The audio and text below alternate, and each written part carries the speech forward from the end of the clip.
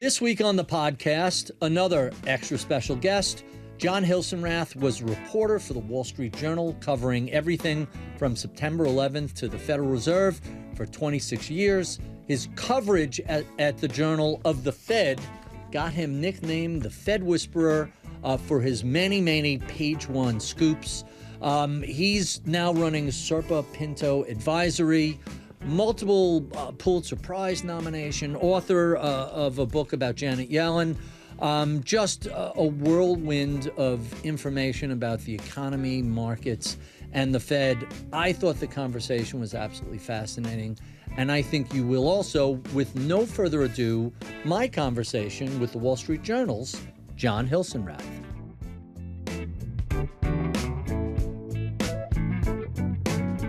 Welcome to Bloomberg. It is my extra special honor to be here. Does it feel like you're in the enemy's territory? Competitive? No, I've crossed over. You're now on the private side, right? Yeah. So I want to talk. And I should say on the Wall Street Journal page one stories, I'm a former editor too. I had that many. I don't have that many anymore because I left the Journal. A couple years ago. Those headlines, so like that number isn't growing anymore, right? But it's not going down either. That number is a permanent record. Yeah, I appreciate that. So you have that many that many poll positions, and you're good to go. And there were that many battles with editors at the Wall Street Journal over how to structure that story and what headline to put on it. That's a whole nother conversation we're going to get to. Yeah. I am constantly reminding people, hey, the writer, they don't get to pick the headline. That's the editor. And people seem shocked by that. Yeah. It's a process. Let's say the very least. It's definitely a process. Before we get to your writing and editing, let's talk a little bit about your background. Duke University undergrad, eventually an MBA from Columbia. What was the career plan? The career plan for me was always journalism. I actually, like you, I'm a Long Island boy. Are you from Long Island? Or from sixth grade on. From sixth grade on. Okay, I grew up there. Where? What town? Manhasset, Long Island. I'm in Locust Valley. We could play Jewish geography. That's 20 minutes from me. Although Manhasset was a Catholic town, but yes, very much so. But like the career plan for me was always journalism. I started writing for the Manhasset Press when I was 16 years old. I started out as a sports writer. The original plan was sports writer. And then the next plan was war correspondent. And then somehow I ended up becoming an economics writer. But I stuck to the plan of journalism. So if journalism was always the plan, why an MBA? Why not a journalism degree? Well, so I about 5 years into my journalism career, I went back and did when I decided I want to do economics and finance, I went back and did a fellowship at Columbia. It was called a Knight Bagehot Fellowship. Yep. Great program.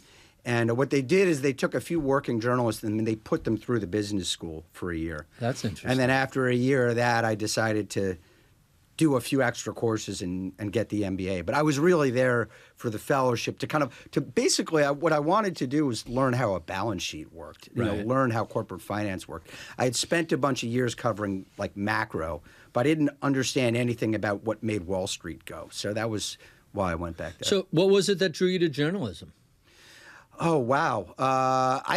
So I hated English class in high school. I don't know how you felt, but these four, and they're still teaching it the same way, by the way. These 4-paragraph essays of, introduction, supporting paragraph 1, supporting paragraph 2. That was never a problem. There's always subject, predicate. What's an adverb? Why do I need to know what an adverb is? And then it's like, why am I learning to do literary reviews of To Kill a Mockingbird? Right. Anyway, I never thought I would have anything to do with writing, but then I got involved in covering the local sports teams, and I was like, this is really interesting. This is fun. I'm like right in the middle of the action and like right on the sideline, and people are paying attention and they care about it.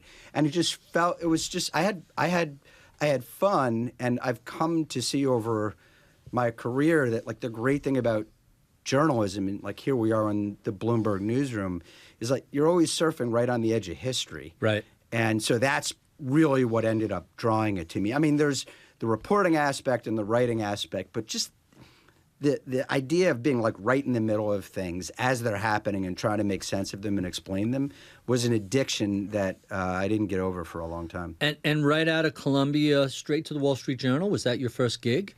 Well, so I started out at a newswire service in the early 1990s. Here we are back in Bloomberg. It was called Knight Ridder Financial News. Oh, sure. Yeah. And any relationship to the Knight Big Hot? No, there was no relationship except for the fact that the Knight family was really rich and could fund something like that. But Bloomberg was like up and coming at the time, and people weren't taking it as seriously as they should have. But I did that a few years. Moved to Hong Kong with a newlywed on an exchange program with Columbia, and then I signed up with the Journal over there. How long were you in Hong Kong for? 5 years, about 5 years. Yeah, and that was a great. This was when the UK was running the city, and before. Yeah, China I was there right for the handover. Oh, so, really? So like it's. I mean, this is another great thing about journalism is wherever I went, it seemed like stuff started blowing up. Right. So I started with the Wall Street Journal in Hong Kong in July of 1997. That was the week that the UK handed the city over to China. And it was also the week that the Thai baht devalued and started the Asian financial crisis. So I got in there and I was like flying from day one on these stories. It turned out that the Asian financial crisis, particularly given what I was doing, was a much bigger event than the handover. The handover had long-term implications, obviously. But yeah, so I was there for all of it. So how long after the handover did you start seeing the heavier hand of China in day-to-day life in Hong Kong? I think it's been a very slow and corrosive process. And frankly, when I was there from 96 through 2000, it was really the economic events that were driving the city at the time. So the first one was the Asian financial crisis and a property crisis that swept through Asia. One of my formative experiences as a journalist was covering an investment bank called Peregrine Investments that blew up. And I learned some really important lessons that came back to help me in 2008 about how banks explode and or implode. So when you came back, it was Peregrine. So one of the formative experiences of my career in Hong Kong was covering the collapse of an investment bank called Peregrine Investments. And, I saw, why banks collapse and what causes these kinds of runs. It came in really handy 10 years later when Bear Stearns and Lehman Brothers were blowing up. And I had insights that kind of got me ahead of those stories in ways that surprised some people at the Journal. I don't know if you remember when those Bear Stearns hedge funds blew up. Oh, I remember. I told my colleague Kate Kelly, who was all over that story. I said, they're going to blow up this weekend. We need to have a 2,000-word story ready to go Saturday. She's like, you're overreacting. I was like, watch, because I saw what happens when creditors of banks get nervous. And I learned all that in Asia. The other big event in Asia in the late 1990s was, of course, the handover. But for people in Hong Kong, it's a very entrepreneurial city. They were thinking, well, how do we get money? How do we make money off of this? How do we the Chinese economy had been booming. It was a growth story. And so people were looking for ways to advance themselves economically. I think what we've seen happen to Hong Kong since, and this is perhaps a lesson, is that, these attacks on democracy have been, and free speech and all that have been slow and corrosive, and it's a different city today than it was 25 years ago. But after the handover, it was just people trying to make better lives for themselves. Right. Really, really fascinating. Yeah. How do you get from Hong Kong to D.C.? To D.C. Well, there was a stop in the middle in New York. So I was in Hong Kong for 5 years, moved back to the U.S. in early 2001, right in time for the tech bubble to burst, and, of course, 9/11. Again, wherever I went, it seemed like terrible things were going on. You seem to be an unlucky charm. And I used to joke that like Wall Street should just pass its hat around to retire me, because then I just get out of everybody's bad news. But yeah, came back. Was in the New York office for 7 years, writing about economics. I was our markets editor during the credit bubble and the credit bust, and learned a lot in that experience about the interactions of economics and finance. Where was your office in 2001? Our office was across the street from... Right, not the Fox Wall Street Journal office on 6th Avenue. We moved up there after Murdoch took over. That's the right. business, You guys were right in the middle of it. We were, yeah. So what? So we were across the street in the World Financial Center, the southernmost tower. I guess that was World Financial Center 3. So I would walk across the West Side Highway on this land bridge every day. Right next to the Palm Court, if I recall correctly, that big glass enclosure. Right. Yeah. We were across the street from that too. Anyway, I happened to be in early that morning trying to finish a story, and I was heading over to the World Trade Center for a NABE conference. Mm-hmm. And, journal reporters tended to get in a little bit after 9 because we tended to have late deadlines. I was in early, was there for the first plane to hit, and then I ran out into the street with a notebook. Second plane flew right over my head. Wow. Yeah. And were you interviewing people? What did you do that day? So, I'll tell you exactly what I did. The first thing I did when I saw the inferno from the first plane is I ran downstairs I was where the reporters were stationed. I knew the top editors were down a floor, so I ran down there to see who was here and who was organizing things. I ran to Paul Steiger, who was the managing editor of the paper. I said, "Hey, I'm here early. I'm on it. What do you want me to do?" And his advice was, "Go figure out what happened and don't get yourself killed." Right. So, he immediately understood that something serious was at hand. So I grabbed a notebook and ran over that pedestrian bridge, saw a lot of carnage in the street, and started kind of writing. Well, the next thing I did was call my wife to let her know that there was a fire and I was okay, because I figured it was going to be on the news within a matter of minutes, and she knew where I was. So I called her to let her know I was okay, and then a few minutes later, as I'm in the street, the cops are trying to clear me out. They're saying, "You can't be here. This is a dangerous place." So they're trying to move me out of the street. I walk, and then as I'm walking kind of to follow the police's orders, the second plane flies right over my head. And, I stuck around and interviewed witnesses and bystanders, and it was a pretty harrowing day. Yeah, to say the very least. Let's bring it back to something a little less harrowing or more traditional. You have a really unusual career trajectory at the Wall Street Journal. You start, fairly green, and eventually you're running what's probably the hottest desk in economics, which is covering the Fed, showing up at meetings, interviewing Fed governors, Fed presidents, and the chair of the FOMC. What was that process like to get there? Yeah, well, my goal at the Journal was always, I just wanted to write good stories, right? And the Journal, back when I started at the place, was, ironically, you think of it as a finance, economics, markets kind of paper.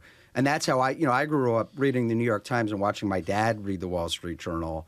And that stuff just didn't interest me. But what I discovered over time was that you had to be able to write long feature stories to succeed. Page one stories, we called them leaders. So that's what I was focused on doing. What happened was by 2008, I had learned a lot, basically, in part from my experiences in Asia, where I covered these banks collapsing and I saw a financial crisis, and I kind of felt like I had a roadmap for how it worked. And then obviously in 2008, the U.S. markets were imploding.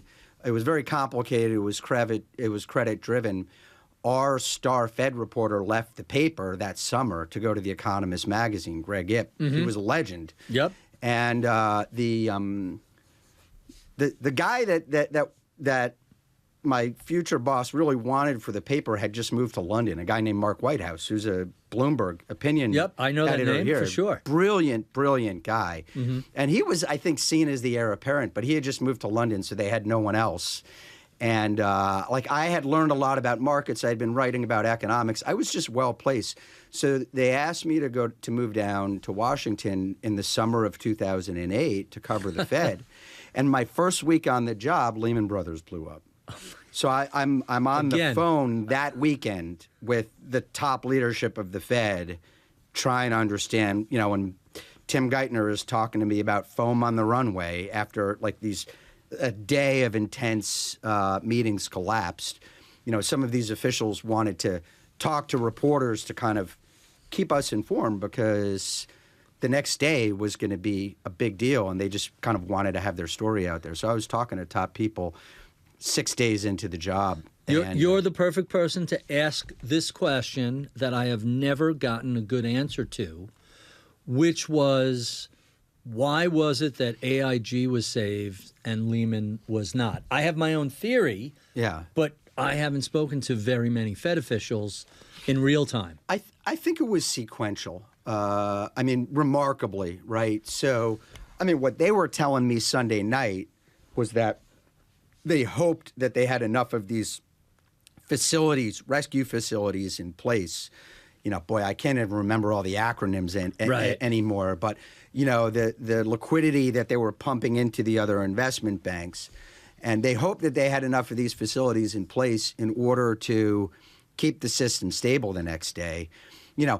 People forget the Fed had a policy meeting on Tuesday. They didn't cut interest rates 2 days later. Bernanke had a view that he thought that he had the situation under control. And they realized, before AIG on Tuesday, on Monday, there was the money market mutual funds that broke the buck. That's right. And then all hell broke loose. And they realized that if they didn't do something, that things were going to get much worse. So it was, the markets were in a panic, and I think the policymakers panicked. And at that point, they just were doing whatever they could to put out fires wherever they could. I have two pet theories on Lehman, and I want to run them by you. Okay. One is they looked at the balance sheets, the whole repo 105 and moving money off. Someone looked at the balance sheets and said, hey, you could rescue these guys, but they're insolvent. And not just a little insolvent. Yeah. They're tens of billions of dollars insolvent. Yeah. So that was the Lehman Brothers issue. Bear Stearns, it's like they weren't insolvent.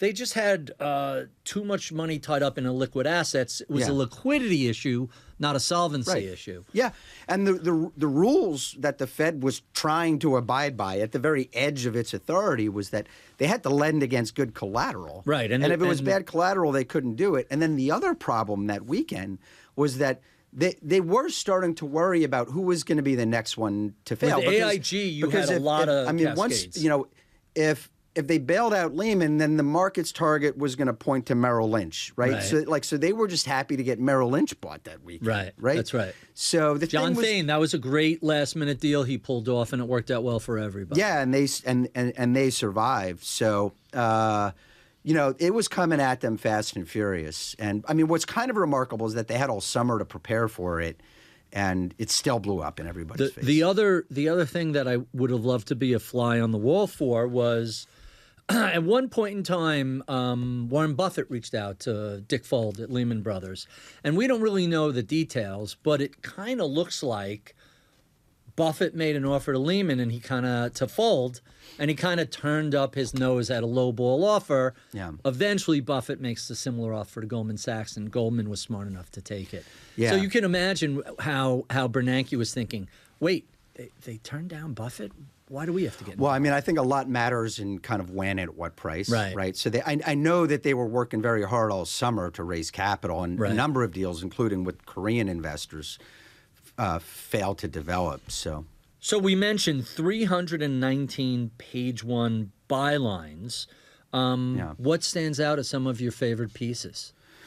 Well, I am most attached to those longer magazine feature stories. One of my favorites was a piece I wrote in 2005, the spring of 2005. I actually had just been beaten badly by the New York Times on another story and was a little frustrated and disappointed with myself that I had gotten beaten. What was the topic that you were beaten on? Oh, that's a long story. It was about an academic economist with an unusual background. That it's too complicated to get into. If you want to, we can get into it, but it's a all right. Well, I'll take your word. It's a long story. But anyway, I worked on a story with a colleague in Thailand about how there was a global housing boom going on that was being funded by a global credit boom.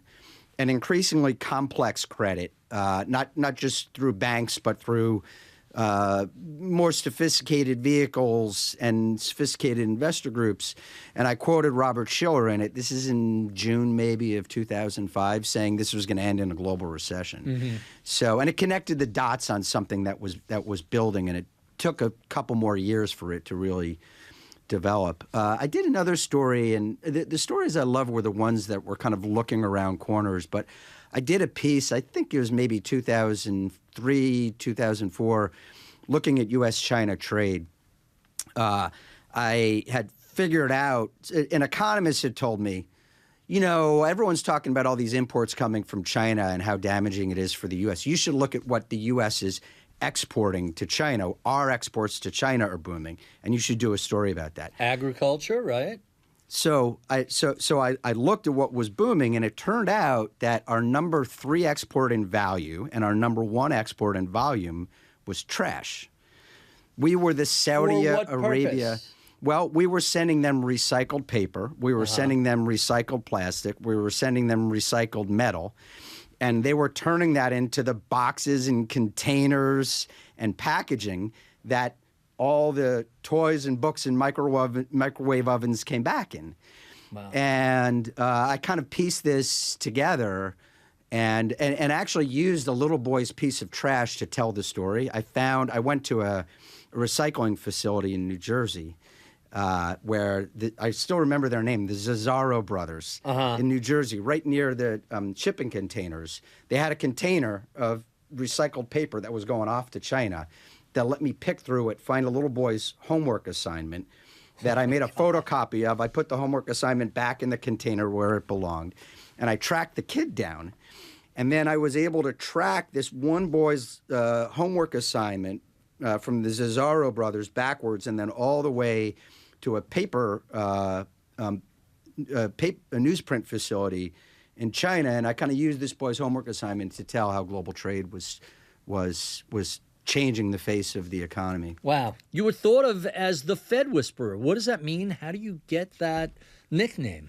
Well, it's funny you ask. It actually used to really bother me when people said that because I thought, you know, my feeling when I was covering the Fed is it kind of trivializes what we're trying to do here and the hard reporting that went into getting stories out of the institution and, you know, following the journalistic mission.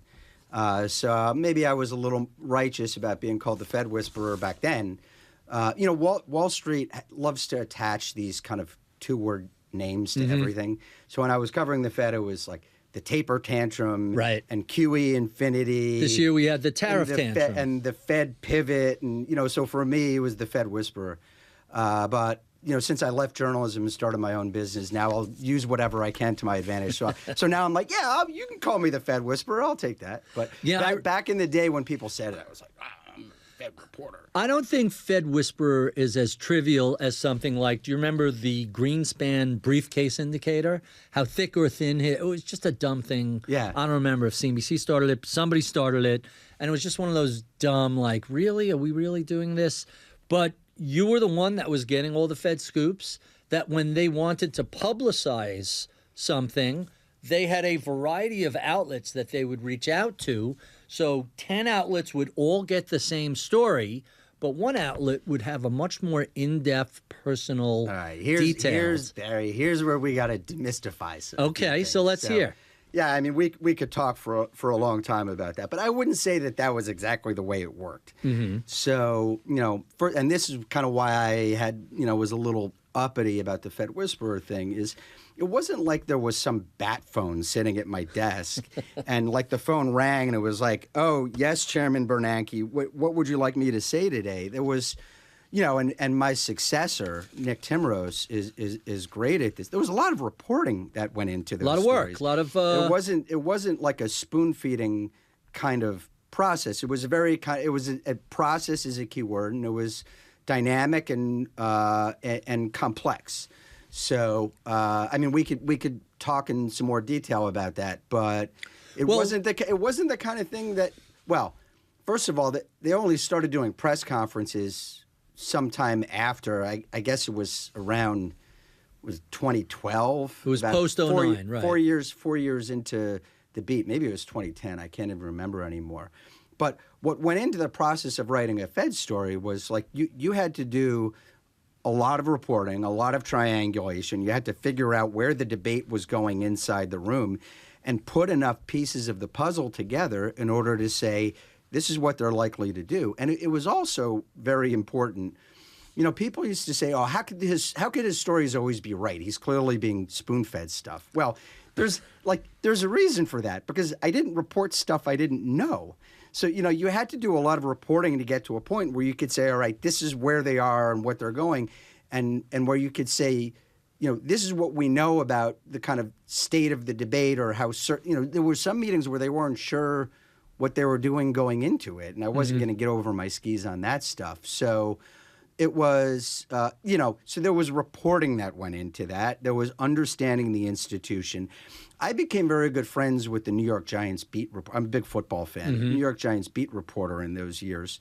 And we used to compare notes. Like, I saw my job in some way similar to what she was doing. Like, I needed to know what was going on in the locker room. Right. Right. And I needed to know kind of who the players were, what the game plans were, who the trainers were, like every angle of the locker room, in order to get a whole picture and in order to say with authority what I thought was happening and what was going to go on next, so that, you know, by game day was an FOMC meeting. By then I had already done the hard reporting. It was just a matter of saying, all right, here's what happened on the field. Fed reporting as a sports analogy. Well, I started out as a sports writer, so yeah. It makes perfect sense. So let's talk a little bit about the Fed today versus when you were covering them.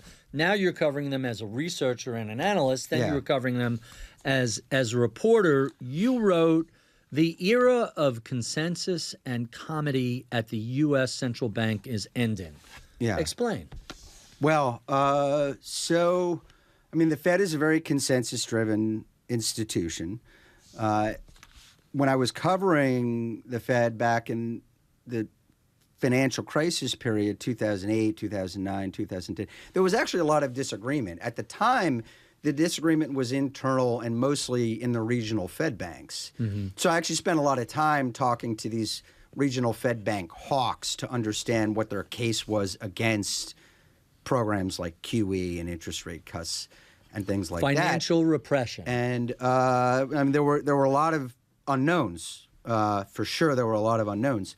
So, and Bernanke and Yellen, and then Powell spent a lot of time trying to building processes to build consensus around their decisions. What's happening now is it's the disagreement and division is politically driven, right? We all know that. But what the president has a clear view of where he wants interest rates going. He wants all interest rates going down. I'm afraid a little more complicated than what he perhaps thinks he's going to get out of that, because he might cut short-term interest rates and get higher long-term interest rates. Which happened very recently, the last it September happened with cut. the Fed's cuts last year. And so, you know, he's putting on people in the institution who were, you know, he expects to be loyal to him. Stephen Mirren is the latest. So there's a lot at stake. So, and there's turnover happening at the Fed right now. We all know there's going to be a new chairman appointed by the president next year. There are tests of loyalty. The really big issue is if the president gets 4 people who are loyal or even closely loyal to his views, he has an opportunity to remake the entire system. Because with a majority on the Fed board, there's 7 board governors, with a majority of 4 on the Fed board, then the board can start firing and restructuring the regional banks that might oppose some of the policies that the president wants to pursue. So there's a lot at stake right now on 2 levels. One, with the succession of Jay Powell, and 2, with the construction of who the other governors are going to be on the Fed board and how loyal they'll be to the president's vision of how monetary policy should be run in the United States. So let's talk about that. You wrote a piece early in the summer of 2025, the 4th seat, meaning once the president gets a hold of that 4th seat, he is essentially running the supposedly independent Fed. Tell us a little bit about that, and we'll eventually talk about Lisa Cook and what this pretense firing really looks like an attempt to get an early grab at that fourth seat. Yeah, and I'm actually going to go straight into Lisa Cook in a moment. But so there's the president appointed Chris Waller. He's a Fed governor. He might get the chairman's job. He appointed Michelle Bowman. These were in his first terms. And she was given a promotion to vice chair of supervision. He's now appointed Stephen Mirren, who's made the president's case for much lower interest rates just last week. And so he's, in theory, one seat away from having 4 governors and a majority on the board and an opportunity to move the Fed in a whole new direction. And what's happened, it looked like that 4th governor job might be Jay Powell's job next year when his chairmanship ends. But what happened is now, and this gets a little complicated, but the chair of the FHFA is accusing the Federal Home Finance Administration, or agency, is accusing Lisa Cook, another Fed governor, of fraud in mortgage applications that she submitted to her banks in 2021. It's an unproven allegation, but if they're trying to remove her for cause. The president has effectively announced that he's firing her for cause, and she's challenging that. It could be in the Supreme Court. Now there's a whole concept of Fed independence, right? And the Fed board can fire someone from cause. There doesn't seem to be any precedent for the president firing. Let's hold aside the fact, wink, wink, nudge, nudge. We all know that this mortgage thing is nonsense and it's just a pretense. Let's just hold that aside. We're talking about governmental power. Who has the power to hire and fire Fed governors? Oh, the president has the power to fire a Fed governor for cause. Right. Then we get to, it hasn't happened. No president has tried. But then you get to a question of, well, how do you define cause? And B, do you have to what is the process for defining cause and then going through the process of firing a Fed governor? This is all uncharted ground, and it's moving to the Supreme Court to make some decisions now. There are a whole other set of decisions the Supreme Court has made where it has found that the president can fire heads of other agencies at his discretion. And one of the questions is whether firing a Fed official for cause is held to a higher standard than, firing a participant in the National Labor Relations Board. Right. And the Supreme Court, for reasons I can't say I fully understand, seems to be ready to draw a circle around the Fed. But there are big questions of how do you define cause and what's the process? And we don't know where they're going to go with it. They might kick it back to lower courts. It's not just putting out something on social, any social media order. You actually have to have a process. Well, I don't know. I mean, the Supreme Court might decide that the president can do it at his discretion on X. So if it's at discretion, but then what does for cause mean? Lisa Cook's argument is that, so there's a definition of for cause, and I don't have the specific language in front of me, but it has to be for discrete malfeasance or neglect on the job. And one of her defenses is that he isn't accusing me of doing anything wrong on the job. These were applications I submitted years ago. But then there's some fuzzy language that, or the like, or something to that effect. And so there's a question of whether there's enough gray area for the president to define what for cause means. On the first two things of, malfeasance on the job or neglect on the job, they don't seem to hold up. But there's some gray area on the third piece of that. And that's kind of legal precedent that's been set over many years. It's fascinating because the government, when they were defending the tariffs, kind of said, well, IEPA says emergency. They don't say anything about tariffs. What's an emergency? And the government's position was whatever the president says it is. Yeah. All these words that theoretically have actual meaning, once you start saying it's subjective at the president's discretion, for cause, emergency, things like that go out the window. Right. It's going to be interesting to see if the Supreme Court contorts themselves to acquiesce to the president or follows what we think of as traditional legal theory. It's another big year for the Supreme Court for sure. And I mean, if you want to get really philosophical and pull the lens way back, I mean, I personally think we're living through revolutionary times. akin to the French Revolution and the American Revolution. And one of the things we know is that in revolutionary times, standards and norms get thrown into the air and redefined. Which came first? Did the throwing of the norms away lead to the revolution, or was the revolutionary setup in place and norms are just collateral damage? The revolution has been building for years. And I'll take this back to my Fed beat. It's a little off the subject, but when I was covering the Fed by 2013, 2014, I was regularly getting emails from really angry readers who saw the Fed as being at the center of America's problems, an example of an elite Wall Street institution hurting the little guy in favor of rich guys, an insider's game. And they saw me as a reporter at the Wall Street covering the institution. Carrying their water. As carrying their water. And I routinely got emails from people saying there's a revolution coming. And like they told me, and like as a warning, they said there's a revolution coming.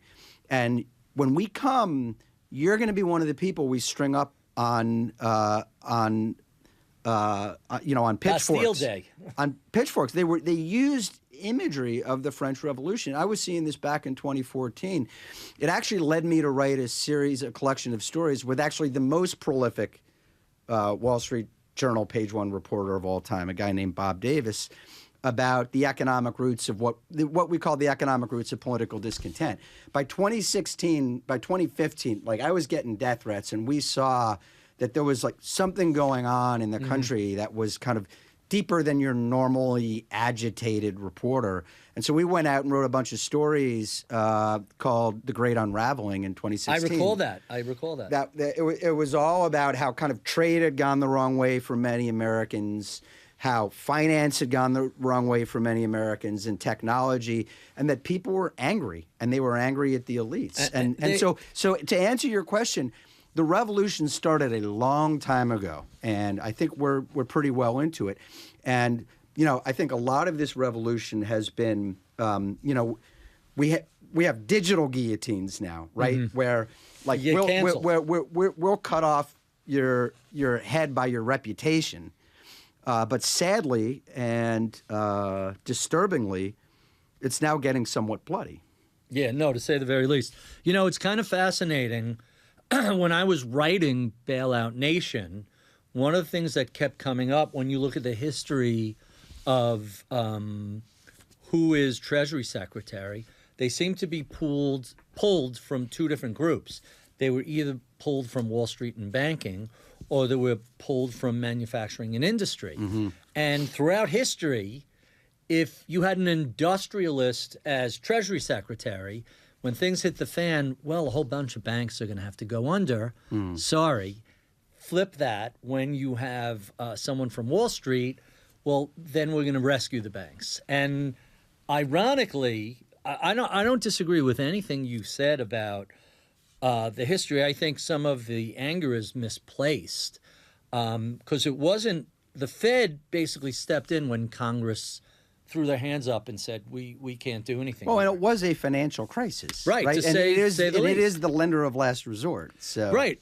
It's their role. They were supposed to do that. That's why they were created in 1913. That's right. What didn't happen during a normal financial crisis is fiscal stimulus along with monetary stimulus. Monetary stimulus benefits the holders of capital. You own stocks, bonds, real estate, rates go down, you do great. When the government does a big fiscal stimulus, that tends to land on the middle class. Hey, we're going to build an interstate commerce system, an interstate highway system. We're going to, create weaponized Keynesianism and build up defense. That tended in the past to find its way to the middle class. What happened in the 2010s were you had all that monetary stimulus, very little fiscal stimulus, at least until the pandemic. And for a brief period of time, it looked like the middle class was bought off. Well, there's a lot of economics in history here. What I'll say is I agree with you. We got fiscal policy exactly 180 degrees wrong after the financial crisis in the sense that What we needed was, and there was some fiscal stimulus right after the fact, but it wasn't sustained. We went, we went to fiscal austerity within a year or two. What we needed was short-term stimulus and long-term fiscal austerity in order to get the budget under control. And what they did was short-term austerity and nothing about the long-term. Right. And I'm still waiting, by the way, for the bond market to recognize this, and it doesn't seem to do that. It's kind of fascinating that the bond vigilantes, I keep hearing those names come up, and they don't really seem to exist anymore. They seem to flutter their eyes and wake up and then go back to sleep again. So I have a pet theory that there's just a shortage of quality sovereign paper. And so even a damaged high-debt United States is still going to make good on its debts, so there's still appetite. Right, and I think that helps to explain why spreads are so tight right now, because people will buy whatever paper they can get. Right. That's absolutely true. Hey, I know that you have a bunch more things you want to ask about the Fed. Can I? You were asking a few minutes ago about covering the Fed and being the Fed whisperer and being spoon-fed, so to speak. So That you did no shoe leather, no heavy research, no investigative journalism. They just handed you your stories written. And I pushed back and said, there's a lot of reporting that went into those stories. I just wanted to say, and I don't know if this was among the things you wanted to ask, but I just wanted to describe for a second, like, what my mentality was about, like, what my job was. Right. So, and I used to preach this to colleagues all the time. As a beat reporter, I felt like this is really important to me. I had three responsibilities. One responsibility was to break stories, right? Mm-hmm. That was those Fed scoops.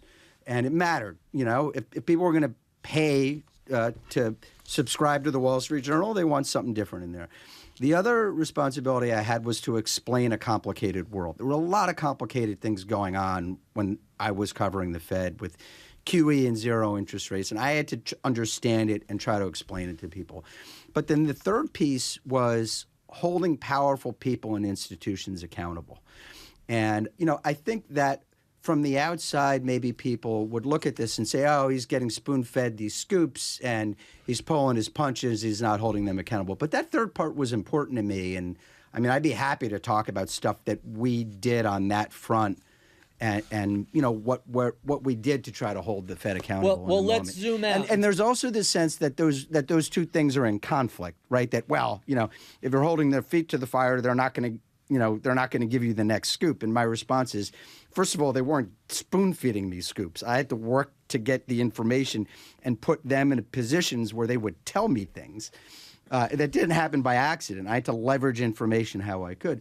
But also, I had a responsibility to do the accountability stuff, and I couldn't let, fear get in my way of doing that it was going to undermine us. And, there were times when I made them uncomfortable, and I just had to do that. So let's zoom out and take like a 10,000-foot view. Okay.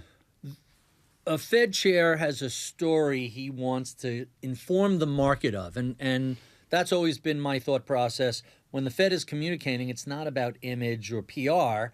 They want the market to do some of their work for them, or at least not shock or surprise the market. Yeah. They want the market to understand what's coming and be prepared for it.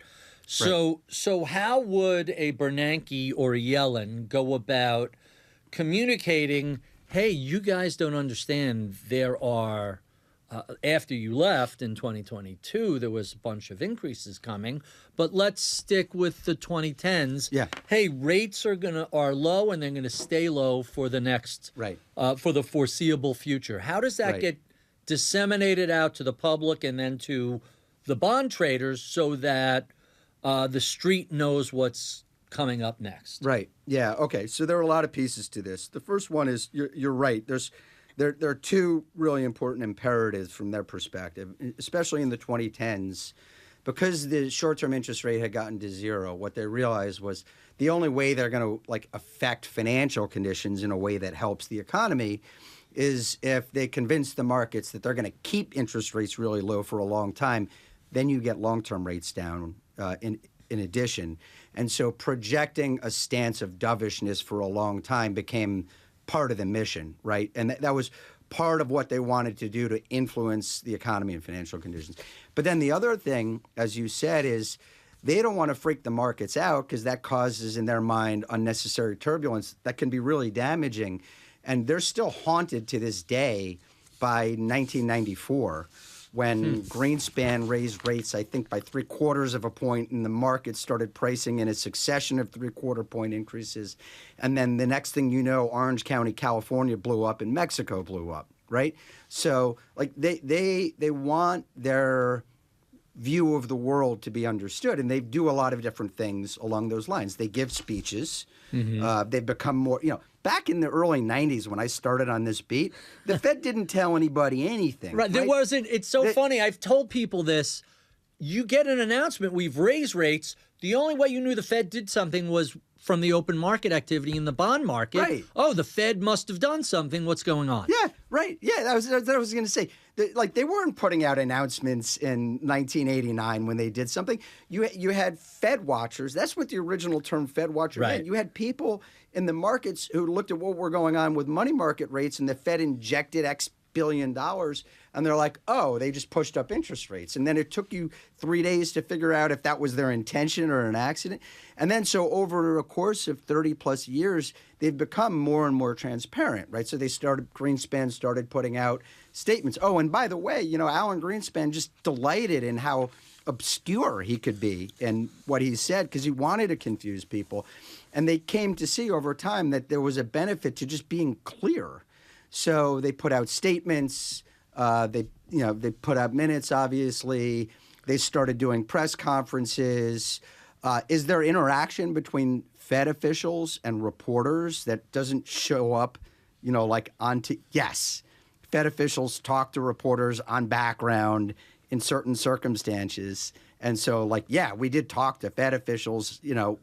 Not for attribution. But it was part of a very dynamic process. When I say, when I was writing stories about, for instance, QE2 stands out to me. That was a situation where they were moving towards making a decision about QE2 over several months. It took them 6 to 9 months to get there, and that was a case where I was putting pieces, I was putting pieces of a puzzle together to be able to figure out how they didn't even know where they were going at the time. And so there was a lot of reporting that had to go into understanding what was going on behind the scenes and which words that they used mattered and how they used them. My recollection of QE2, and this is 10 plus years ago, was I think it was before where I even launched my own firm. We had maybe it was a double line bond fund that was primarily mortgage-backed, and it used to be 90% mortgage-backed, and then it was 80%, and then it was 70%. And what was going on is the Fed was just sucking up all of the mortgage-backed bonds out there that the private sector had very little of it. And eventually this went from a substantially mortgage-backed fund to just another treasury fund, and that was QE2. Exactly what they wanted to happen. It's kind of crazy because it took down risk-free rates. Right. They wanted you to embrace risk capital. So I don't know if you or other investors in your funds decided, all right, well, if we want to get a return, we got to move further out on the risk curve. But that was exactly what they were trying. You just explained QE2 in action, in the way they wanted to do it. And the ironic thing is, the first person who said that to me about risk capital was Jim Bianco, summer of 2009 in a canoe. Maybe it was 10 in Maine. No, you were at the David Kotok fishing. That's right. And he had said the purpose of quantitative easing is to get people out of the safe. All of the risk aversion that people developed during the financial crisis, flooding into money market and bonds. Yeah. Hey, in order for the economy to work, we need this money to move up the risk curve. And by the way, the purpose, this is another thing, is I was always amused by how people on Wall Street reacted to stories, because they very often thought the stories were for and about them. Mm-hmm. But the purpose wasn't to get, the end goal wasn't to get you guys to move out the risk curve. It was to ease financial conditions in a way that economic activity that was being put off for 5 years from now would take place now instead, right? It was to get people to, it was to generate economic activity today that was being deferred because people were so underwater or uncertain. So it's funny you use the word underwater. I always assumed that the way to recover from a crisis is the mistake wasn't letting Lehman Brothers collapse. The mistake was many more banks should have been allowed to collapse. Right.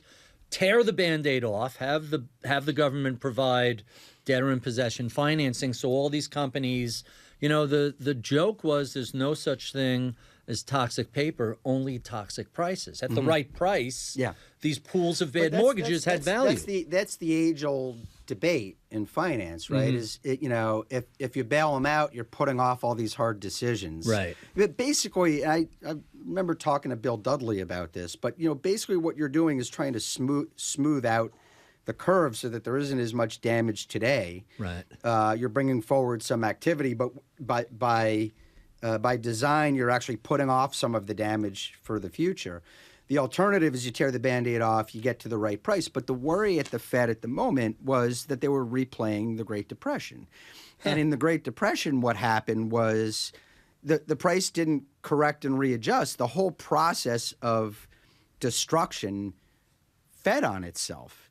And it became its own self-feeding equilibrium that took a decade to get out. And so that's the choice they made, was that they didn't want to go down this path where banks start collapsing, there's no credit, businesses start collapsing, people get laid off, people have no money to spend, more banks collapse, so they were trying to short circuit that kind of process. Although obviously we have the FDIC, we have all these other structures in place to prevent a replay. But that wasn't enough. Lehman Brothers wasn't FDIC insured. Right, and that was, so here's my analogy. But Citi, Chase, Wells Fargo, go through all the list. There were plenty of banks. Chase was fine, but Wells Fargo ran into trouble, and AIG? But they're an insurer, not a bank. Right, but that's what I'm saying. The thing what they recognized was that they were replaying potentially the Great Depression, but the old story of a bank run had been altered, and now we were dealing with very exotic instruments and institutions that didn't fall under the institutions that didn't fall under the umbrellas that were created during the Great Depression, and they were potentially going back there. So as we were speaking earlier, and it's a little ironic, they avoided the Great Depression, but sort of an unintended consequence was they helped lead us to the French Revolution. Well, yeah. In fact, I remember a conversation I had with Bernanke way back then, where he said he expected a populist blowback. Really? Yeah, he expected a populist just not as blowback. far as it went. Well, I mean, I think he was surprised by where it came from. Right. I don't think he would have expected it to have come from the right. Well, that whole Rick Santelli, Tea Party nonsense. Yeah, no, I had my own run-in with Rick during that whole thing. I mean, wait, we're bailing out banks to the tunes of tens of billions of dollars, but the people who applied for mortgages, you're just going to cut them loose? That seemed to be what took place. And there were a lot of consequences for that. It's funny you mentioned Rick, because I went on with Rick on CNBC, and he lectured me that I needed to be more opinionated in my questions at press conferences and reporting. I was like, you don't understand what a journalist That's not exactly right. It's like exactly. you seem to think I'll give you one little analogy since we're talking about the depression. My analogy for Ben Bernanke is: imagine that you are a Civil War historian at Wake Forest University, and you're an expert on the battlefields of the Civil War. Actually, let's call it University of Virginia, because Virginia was more center place. And you're an expert on the artillery and the battlefields and the personnel, and you know everything about the Civil War. And then you got a job as a consultant at the Pentagon, and you did such a good job as a consultant at the Pentagon that they made you the defense secretary. And then a new Civil War broke out, but it was being fought with drones and laser-guided missiles. That's what happened to Ben Bernanke. He was a Great Depression historian who knew about all the battles and wrote decisive histories of it. And then he got the job at the Fed, and he was refighting what he thought was a Great Depression moment, but he was doing it with these really high-tech financial instruments like credit default swaps and credit, collateralized debt obligations and the like. So let's talk about where we are today in the world, starting with a quote of yours. The old normal is dead, the new normal is here. What does that mean? Wow. I'll be honest with you. I don't even remember writing that. All right, so let me remove that. And but I mean, we could. But let me redefine that. Okay. And we can go back to our French Revolution story. Sure. Which is, I think, there's a new old normal setting in, which is that, I mean, I think we're living through historically changing times on several levels. So one of those is information. Right, and this brings me again. I've been obsessed with the French Revolution ever since people started telling me they were going to stick my head in a guillotine.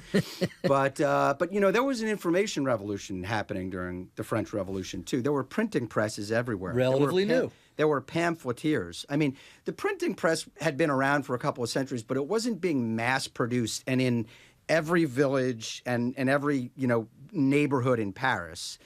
But bloggers of the 18th century. If you read histories of the French Revolution, there were pamphleteers everywhere giving their version of events on every street corner, and they were basically tearing down the old institutions of the church and the aristocracy, who defined the story for the public as they saw fit.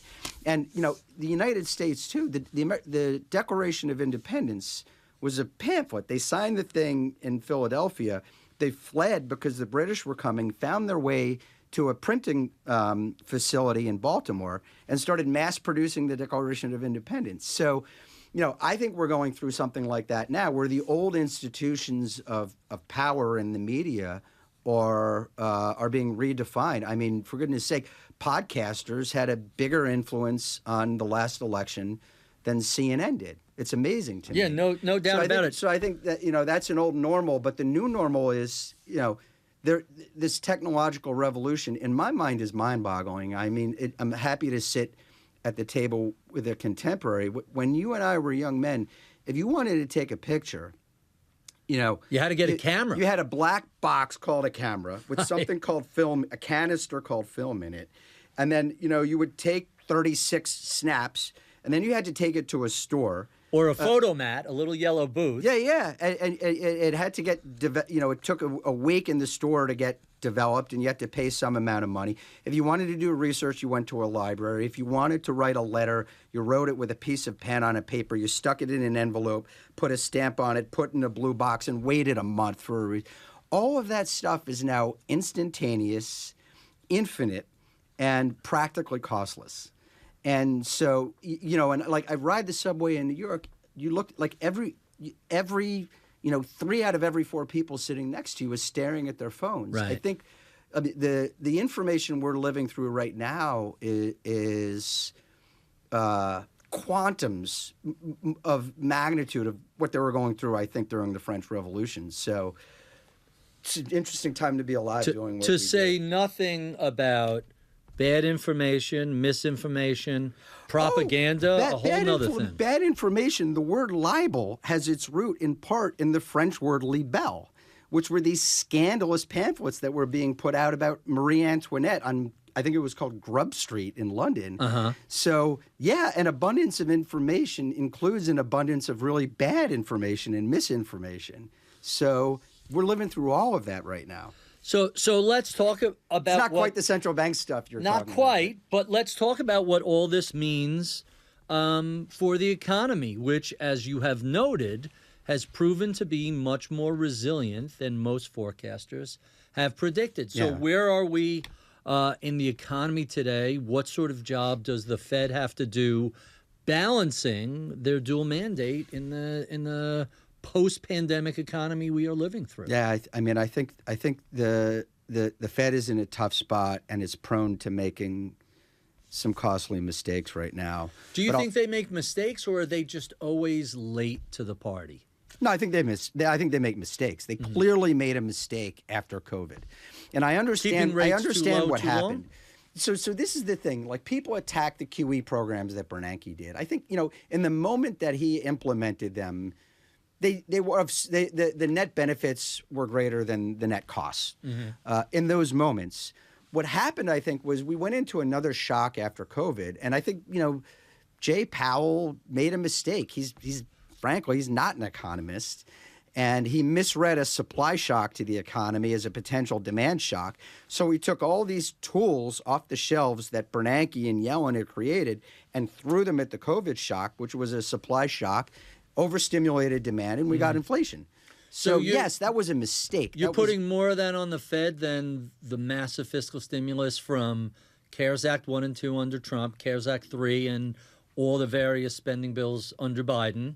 You think that was more monetary than fiscal? I think it was all of these things combined. Okay, that's fair. It was, and by the way, the other thing that the Fed and the Trump administration did intentionally was decided we're not just going to bail out the banks this time. We're going to bail out the little guys. That's why everybody got those checks. Everyone was reliving the trauma of the 2008 financial crisis when they made these decisions that created a whole new trauma. My mom was a historian, and she talked about the kaleidoscope of history. So the configuration is constantly turning and growing out of whatever last configuration we were in. The Fed's made a mistake, a discrete mistake, and the mistake in 2020, 2021 was overstimulating in the face of a supply shock. But to come more to, and I think one of the problems that economists have is they call certain things like a law or a rule, and they think once it's called a law or a rule, then it must always be true, right? The Somm rule, Claudia Somm, brilliant economist, wonderful person.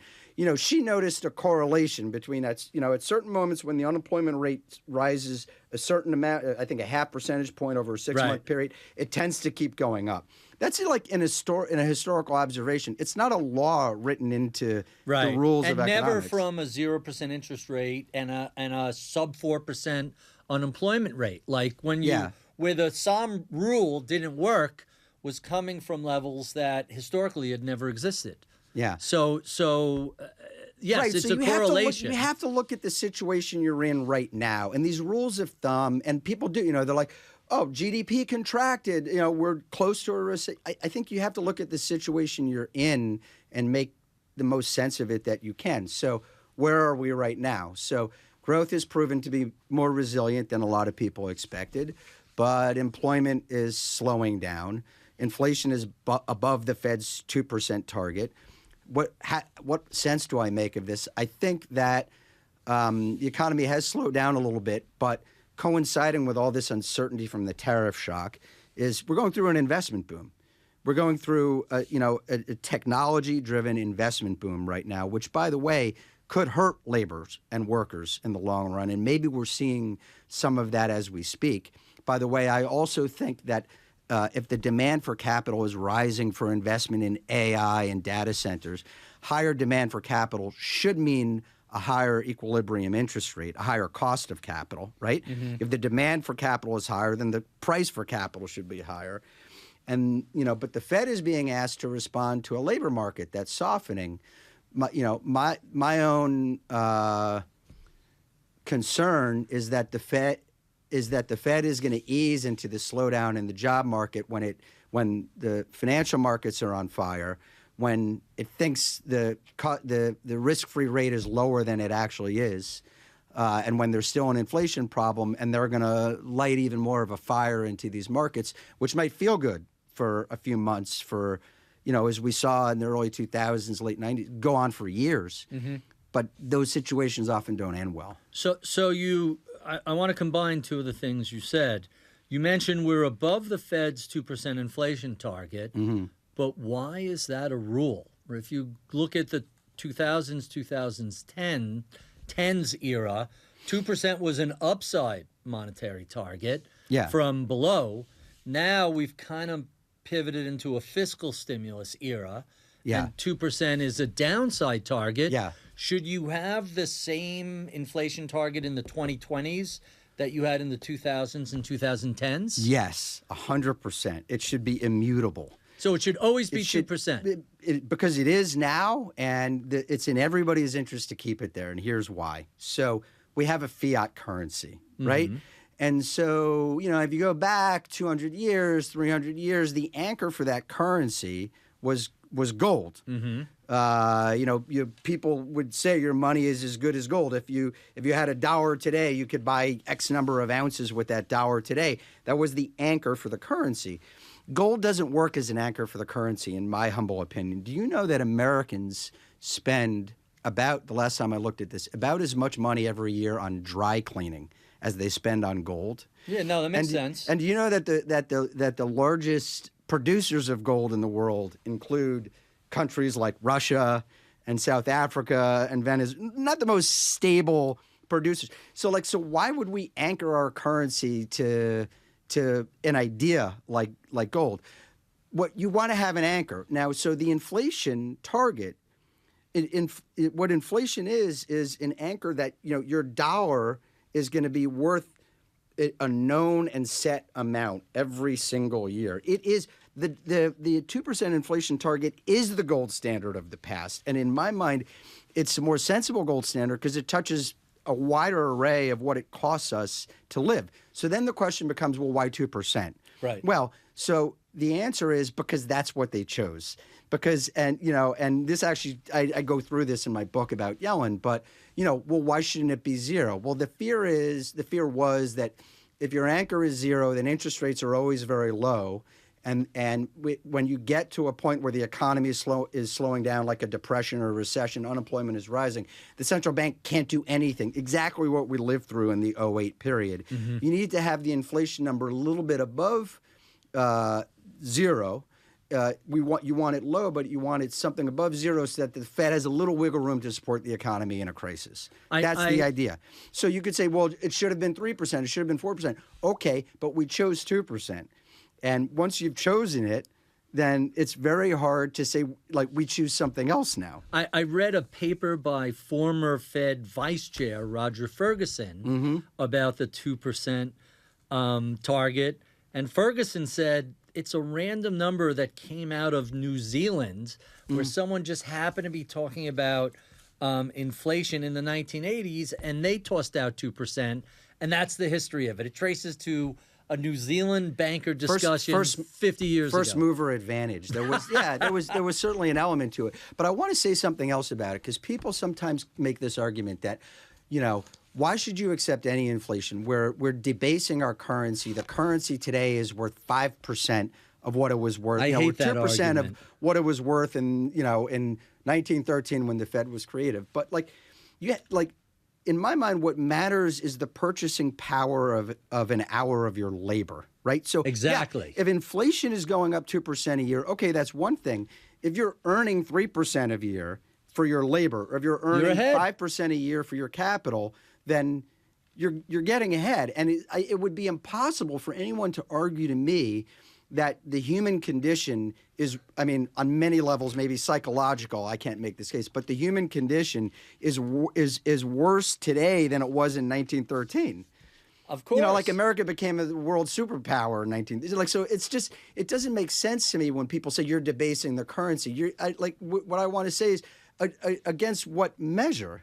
Here's another, when I was covering the Fed. The dollar is not supposed to be a permanent store of value. It's a medium of exchange. If you're holding on to $1 for a century, you've made some financial errors. That's not what you're supposed to do.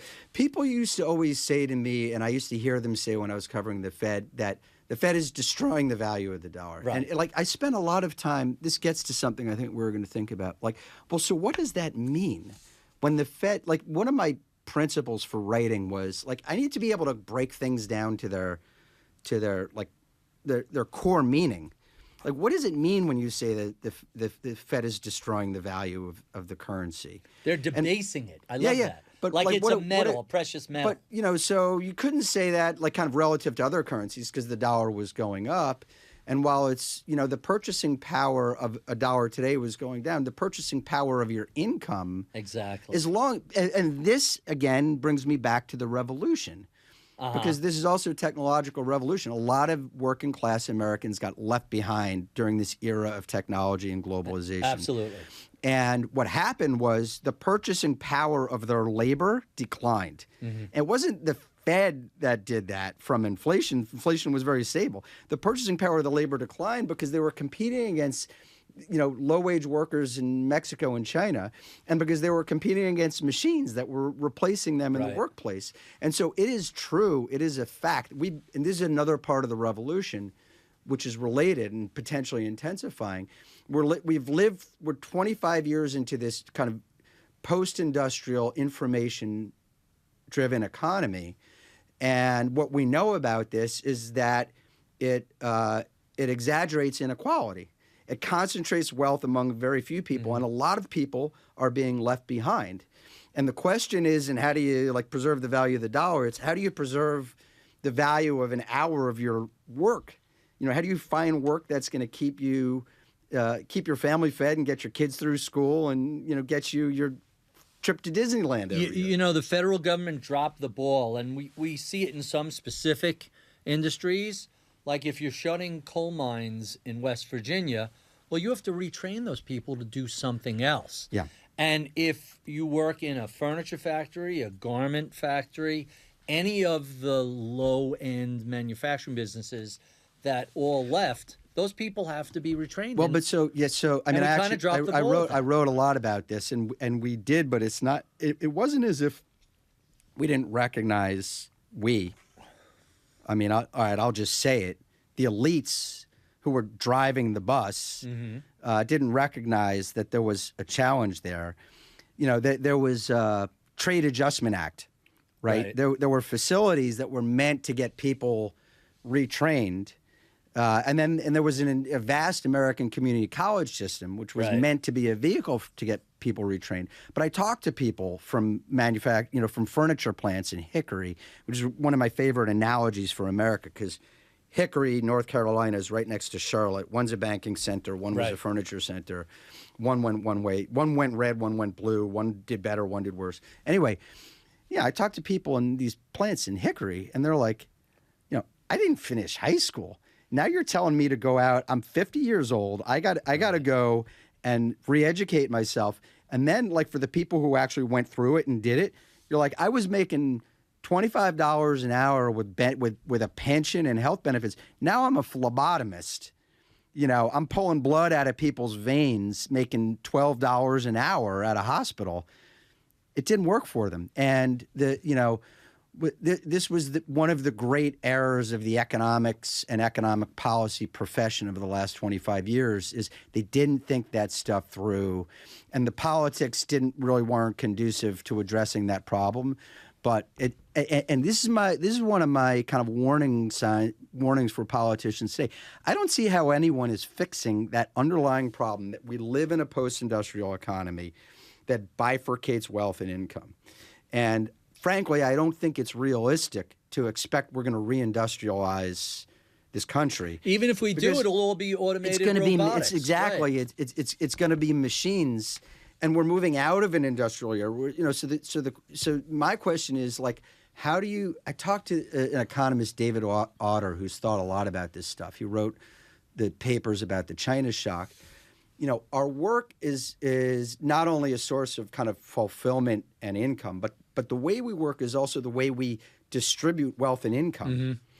And so if the whole nature of work is changing because of technology, then are we thinking about how we're going to manage the distributional effects of that? And I'm not saying this as some kind of, screaming, bleeding heart liberal. I mean, Donald Trump actually got elected because of the disaffected American working class. And I don't think either party has actually gotten their hands around it. I wrote a book about Janet Yellen. I spent a lot of time talking to Democrats about this. I don't think any of these people have gotten their hands around how do we navigate this revolution that we're going through, the economic post-industrial revolution. So I have one last question I'm going to ask you before we get to our favorite questions we ask all guests. Okay. But you've been alluding at it, so feel free to go back to a previous conversation. What do you think investors are not talking about but should be? It could be a policy issue, an asset class, a data point. That's it. But I think it's it's the inequality issue because when I said I don't want to use the word inequality in the kind of conventional politically divisive way. What I mean is that an economy creates income and wealth. and how that income and wealth is distributed across the population is a result of the way. And by the way, I'm looking for a chart on this exact thing. There I is just saw this no morning. law. There is no rule in economics that says that wealth and income will be distributed in a fixed or predictable way. The agricultural era did not create an economic system or that distributed wealth and income equally. It was very unequal. You had kings and queens and peasants, right? It just so happened that the industrial economy created a vast middle class because you needed people attached to machines to make the stuff that made our lives more comfortable. But there's no rule that I see that says moving into a post-industrial, high-tech world, that this whole new world is going to distribute income and wealth in the same way. And so my question is, what are we doing about that? And by the way, I think the institutions, we talked about norms before, the institutions that we've created over the last 200 years were built for an industrial economy. Our tax base, our voting systems, everything is built for an industrial, so to me, the big existential question is, how are we going to manage the distributional effects of income and wealth creation in a high-tech, high-information economy? I saw a table this morning. I can't find it now, but it basically shows a number of industrialized countries and what percentage of their workforce is below the median income. And the U.S. and the U.K. are substantially, I think it's something like 23, 24%, substantially below. You look at other countries like Japan, the difference between the mean and the median isn't that big. Mm-hmm. And when you have a very skewed distribution like you're describing, that gap gets bigger and bigger. So I'll dig up that table. Well, you said it to me. I'd love to see it. I'll share it with you, and I'll post it when this goes live. But it's kind of fascinating because you don't think of the country that way. And when you look at, what was it, the Z1 flow of funds that the Fed puts out? Good one. You can see that gap getting bigger and bigger, especially since the 90s. I mentioned unintended consequences. Some legislation passed by the Clinton administration to cap executive compensation at, I want to say it was $1 million or $2 million. Right. That just led to massive equity compensation. Right. Helped drive a lot of this. And by the way, accounting fraud. That's right. That's right. So not only were you driving people to hyper-focus on the quarterly calls, leading to some quarterly earnings, leading to some monkey business, but people were getting paid in equity were making tens of millions of dollars. So from political perspective for Republicans, how are you going to take care of the working class? Are these promises about reindustrialization, can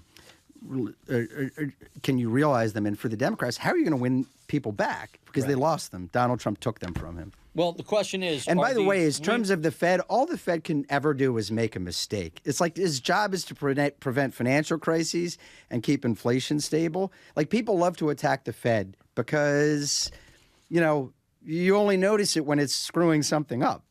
So, and by the way... No credit for getting things right. One other thing about the Fed is, I live in Washington, D.C. It's this place where, people... 90% of people, what they're doing, 90% of the time is spinning you and trying to get you to believe a story that's in their personal or institutional or economic interest. The Fed is out there trying to tell people what it thinks it's going to do. You could give them a hard time for making mistakes. I've just said I think Jay Powell made mistakes. But at least they're trying to be honest about what they're up to. I got to ask you a question. When so many other people in Washington are trying to mislead you, I admire them for trying to be straight. I got to ask you a question. You've lived in New York. You've lived in Washington, D.C. Which town is more transactional? Oh, that's a good question. I didn't think you were going in that. They're both transactional, but the difference is in New York is a transactional town and everyone's looking out for their own interests. And everybody knows that. Right. And everybody knows that and accepts that as the rules of the game, right? In Washington, it's all transactional and everyone's out for their own interests, but they're trying to make you believe that they're doing it for you. And that's why it all looks so hypocritical. because like they're totally transactional and they're totally trying to advance their party or their power or their fundraising. But they're trying to make you believe that they're doing it for you to help you so that your children will be better off. Right. I'm sorry, I've grown a little cynical about it. No, I much prefer being a New Yorker. I asked that question because I had a feeling you were going to go that way. New York, there's no pretending. Yeah. It's transactional because it's the center of U.S. capitalism. D.C. is something else entirely. Yeah, and like New York is traders, and it always has been. Washington is lawyers. Here's my other New York-Washington analogy. If you're driving down the street in New York, although you can't anymore because there's so much traffic, if you kind of move in and out of one lane, if you kind of overstep your bounds, someone will honk the horn, give you the finger, and keep driving, right? If you do that in Washington, instead of giving you their middle finger, they'll point their pointing finger, they'll wag their finger at you and tell you broke a rule and then like threaten to turn you in. And then, by the way, there's speed cameras everywhere. It's a little bit more oppressive of a place, I think. Really amusing. Yeah. All right, so I only have you for a certain amount of time. Let's jump to our favorite questions. We ask all of our guests, starting with, who are your mentors who helped shape your career? Well, so I'd have to say one of my most important mentors at the Journal was a guy named David Wessel, who covered the Fed. I remember David Wessel. Covered the Fed in the 1990s, was just like an institution in economics and economic policy coverage. He gave me chances, and he was usually nice to me. So, he's a tough boss, too. David Wessel was a great guy, and my best friend at the Journal all those years was a guy named Bob Davis. Gentleman, good guy, great reporter. Number one in terms of page one bylines. Yeah, and by the way, Nick Timrose is going to pass me pretty soon, really? I'm sure. Uh-huh. I don't know the numbers, but Nick is my successor, covering the Fed. He'll pass me, but I don't know if he's going to catch Bob Davis. That's amazing. Let's talk about books. What are some of your favorites? What are you reading? Well, I've been reading. I've alluded to this. I've been reading a bunch about the French Revolution. I'm also reading the book Sapiens by, I can't remember his full name, Harari. Yuval? Yeah, Yuval Harari. It's a pretty bleak perspective on humanity. Very. I think I'm a little more optimistic about our species and its intentions, but there's interesting insights in there. Like the reason I picked it up is I think that humans have these kind of primitive brains with primitive amygdala and emotion centers. We have an industrial era economic and political structures, and we're living with 23rd century technology. Mm-hmm. And I'm trying to understand the primitive parts and how that might interact with all this other stuff. You keep bringing stuff up. I have chapters in a book for you that you're going to love. Good. What do you remember the name of the French Revolution book? Now you're putting me Email on the spot. It to me. I will. I'll dig it up. And you cracked me up comparing D.C. to a city of lawyers versus New York as a city of traders. I'm going to share a book title with you called Breakneck. China's Rush to Build the Future by Dan Wang. And he compares China versus the U.S., the U.S. as a country of lawyers, China as a country of engineers, which is why they could put up as much stuff as they do as fast as they do. Yeah.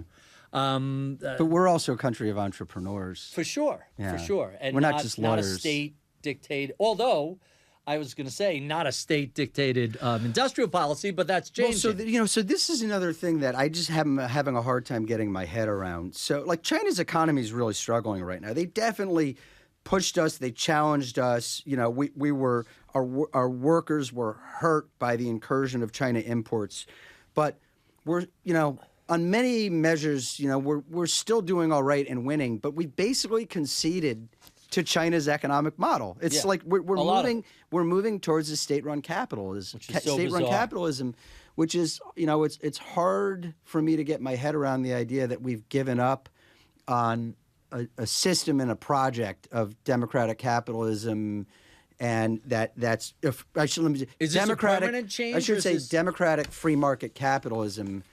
We seem to be having our doubts about it. I guess what I would hope is that we don't give up on it too fast. I'm curious, is this a permanent pivot, or is this, hey, let the president have his 10% of Intel, but this is his second term, and he's almost 80, and this isn't a permanent change. I've heard that sort of vibe from people, and I don't know how serious they are. I think he and his followers and the leaders who are working with him are vulnerable on the issue of inflation and the cost of living.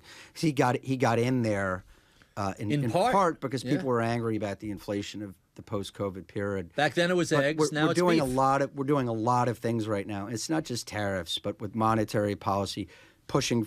I guarantee you, if we get the interest rate down to where the president wants it, we're going to have inflation. And if we don't get inflation, there's going to be an asset price boom where, again, this inequality thing, there's a few people who are going to make a lot of money off of that. So, I mean, I think that they have a little bit of an Achilles heel on that issue. Let's talk about streaming. What are you listening to in terms of podcasts or watching on Netflix or Amazon Prime? I watched a really cool show called Tehran, which was about Israeli Mossad agents infiltrating Tehran. It was put out 2-3 years ago, infiltrating Tehran to blow up their nuclear reactors. I watched it like a couple of months before they went and blew up their nuclear. So that was really interesting. I'm a sports fanatic, so I don't really. I don't have to. I'll tell you what. I've stopped watching cable television after participating in it for a long time. But if there's a game on, I'm right there. Yeah. I'm a football fanatic. Final two questions. What advice would you give a recent college grad interested in a career in financial journalism?